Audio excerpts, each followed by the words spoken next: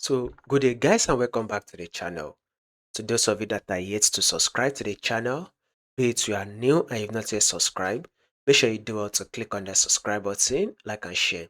Make sure you make your comments and also make sure you follow the Telegram channel so that once we drop one or two updates, you will not miss out on any single update.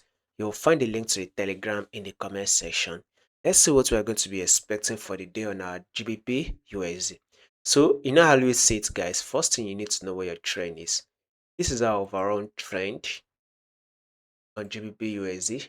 This is the overall trend, literally ranging within this level.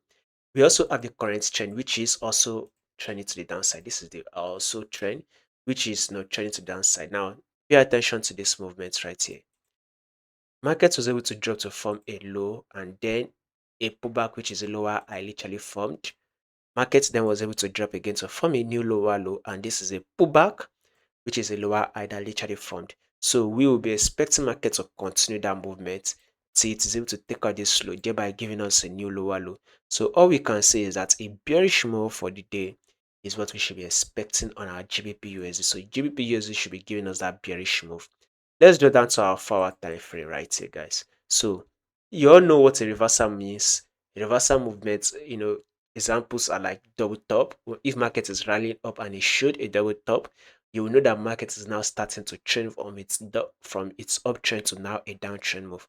So we had this rejection. We also had this rejection that made market to literally drop to take out our neckline. So we should expect a pullback and then one more drop again. So a bearish move for the day also is what we should be expecting on our GBP USD.